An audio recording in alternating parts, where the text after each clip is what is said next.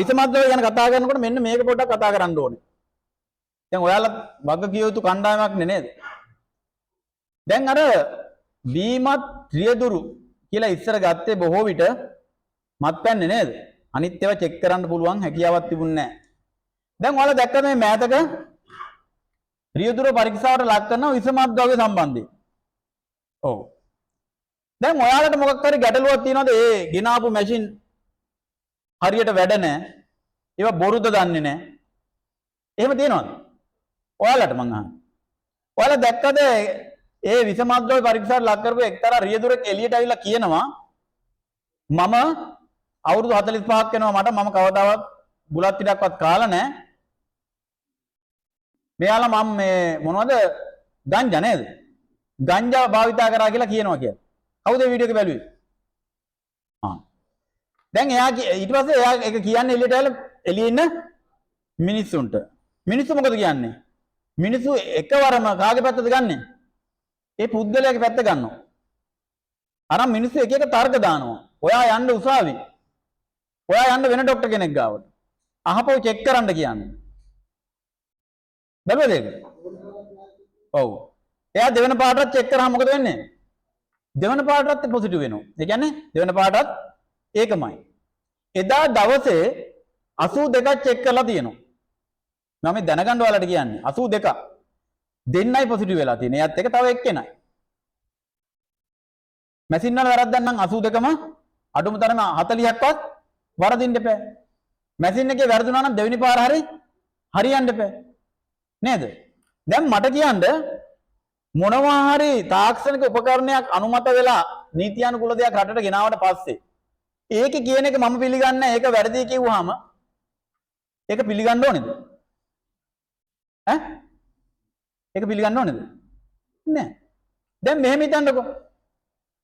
HIV වෛරසය ශරීරගත වෙලා කියලා කවුද බලන්නේ? සැකයක් තිබුණොත් කවුද චෙක් කරන්නේ? වෛද්‍යවරු. මොනවයින්ද චෙක් කරන්නේ? මොනවද ගන්නෙ? ලේ සාම්පල් යන්නේ ගන්නෙ නේද? අරගෙන මොකෙන්ද බලන්නේ? ඇස් දෙකෙන් බලලාද කියන්නේ? නෑ මොකෙන්ද බලන්නේ? මැෂින් වලින්. මැෂින් වලින් බලලා වෛද්‍යවරයා කියනවා ඔයාට වගේ ශරීරයේ HIV වෛරසය තියෙනවා. මෙයා කියනවා නෑ. එළියට ඇවිල්ලා මෙයා කියනවා මම කවදාවත් එහෙම වැරදි දේවල් කරලත් නෑ. අරකයි මේකයි ඒ හින්දා මම මේක පිළිගන්නේ නෑ කියලා. ආයෙ චෙක් කරනවා. චෙක් කළා වෛද්‍යවරයා කියනවා නෑ තියෙනවා. දැන් ආයෙ මෙයා එළියට ඇවිල්ලා කියනවා නෑ මම පිළිගන්නේ නෑ. දැන් මොකද කරන්නේ? පිළිගන්න නැතුව ඉන්න ඕනේද? ඈ? පිළිගන්න වෙනවා. පිළිගත්ත තාක්ෂණික උපකරණ අනිවාර්යෙන් උසාවියත් පිළිගන්නවා. DNA පරීක්ෂණයක් කරනවා. ළමයා කාගේද බලන්න. DNA වාර්තා වෙනවා මේ ළමයා මෙයාගේ ගැලපෙනවා සමානයි කියලා. එයා නෑ කියලා හරියනවද? හරියන්නේ නෑ. එහෙම කියනවා නම් දැන් ඔයා ප්‍රෙෂර් වැඩි වෙලා ප්‍රෙෂර් බලන්න ගියාම වෛද්‍යවරයා මොකෙන්ද බලන්නේ? මැෂින් එකේ. වෛද්‍යවරයා කියනවා ඔයාට හොඳටම ප්‍රෙෂර් වැඩි. ඔයා කියනවා මම ඕක පිළිගන්නේ නෑ කියලා. විහිළුවක් නෙමෙයිද? ඒක විහිළුවක් වෙනවනේ. එහෙම වරදින්න විදියක් නෑ. ඔය කියන විදියට නම් ඔක්කොම මැෂින් අතහැරලා දාලා ඔය හැමදේම වෛද්‍යවරු බලන මැෂින්. අපි හිතමු උසාවි ගියා කියලා. උසාවි ගියාම උසාවියෙන් දෙන්නේ ඊළඟ මොකද්ද? නියෝගේ. නැවත වතාවක් චෙක් කරන්න. කාගාවට යවන්නේ අහපව? වෛද්‍යවරයෙක් ගාවට. ඒ වෛද්‍යවරයා අහපව මොකෙන්ද බලන්නේ? ආයෙත් මැෂින් වලින්. අනෙක් කරුණ තමයි ඔය චෙක් කරන ජංගම ලැබ් එකක් නේ ඒක.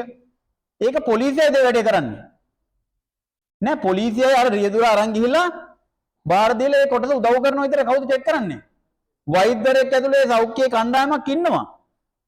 එයාලා කරන්නේ. එයයි මෙයයි කවදාවත් දැකලා නෑ. ඔන්න අල්ලපු ගෙදර එකාට තරහින් වගේ කරා කිව්වනම් පිළිගන්නේ බර වෛද්‍යවරයා ඒ කණ්ඩායම මේ රියදුරා දැකලවත් නෑ කලින්.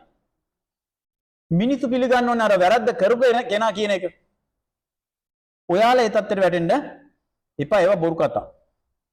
පැහැදිලිද? කොහොමත් වෛද්‍යවරු කියනවා නම් ඒ උපකරණ වලින් බලලා ඒක පිළිගන්න වෙනවා. වෛද්‍යවරු තරහක් නැහැනේ අනිත් කෙනත් එක්ක. නේද? දැන් බැලුවා නේද ඔයාලා වීඩියෝ එක? හරි.